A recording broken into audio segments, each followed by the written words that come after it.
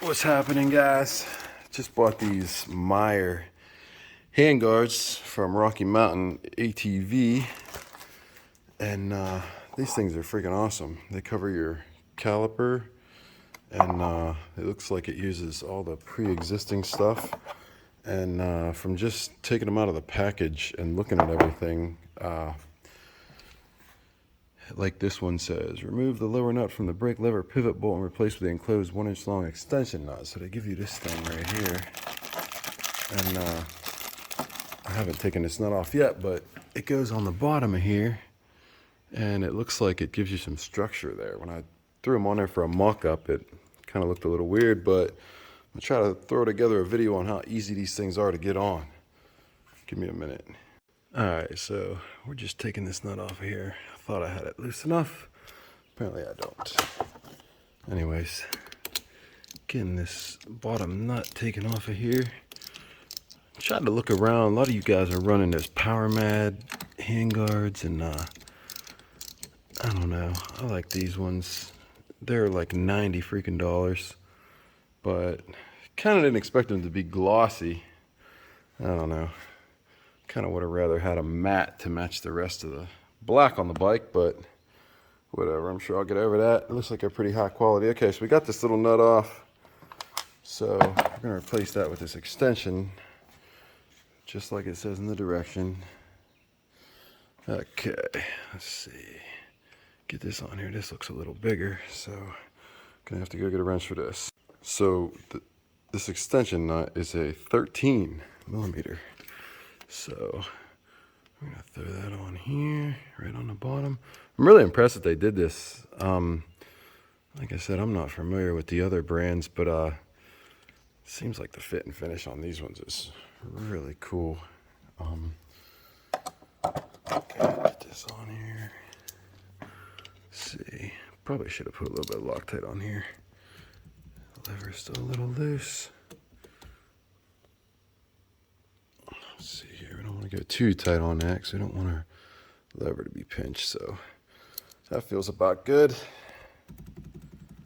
Alright, now it says, place the handguard in position over the lower assembly, use the supplied 6mm screw and shouldered washer. So let's try to find a 6mm screw and a shouldered washer. Alright, there's our 6mm screw and our shouldered washer. It's got the little raised center. This thing's cool, it's got a little area there that goes over the brake cable. It's not even bothering my winch up there, winch controller. So it's pretty cool so far. I'm gonna try to do this with one hand. I might not be able to. Hold on a second. Let's see here. Okay, so we're gonna get up through here, get the shouldered washer up into the plastic part and get it over. And, ooh, that is the wrong screw. Okay, take note of that. It is definitely not the skinny screw. It is the fatter screw. Here's the two different screws in here, so definitely want to use the fatter one. So, stick this over top of there. Take two. All right, let's see if we got her now. Alright, I'm going to get a Phillips head and run that in. Okay, we got the bolt in down there and the washer and everything. It makes sure it sinks right into that plastic. And up here, you got to back this thing off. You got to back this thing off of here. So you can get the zip tie down through here. And you got to come back off of here. So you definitely want to put this zip tie in before you bolt anything else up. As a matter of fact, I'm gonna make sure we come around the bottom of the cable. Sorry, I'm doing this with one hand as usual. But anyways, get this down through here before you put any of the other bolts in, because if not, you're gonna be screwed. Because this, see how far off this is. You want to give yourself room to work with this zip tie. So I'll go ahead and get this pulled down tight, and we'll move to this big old bolt up here.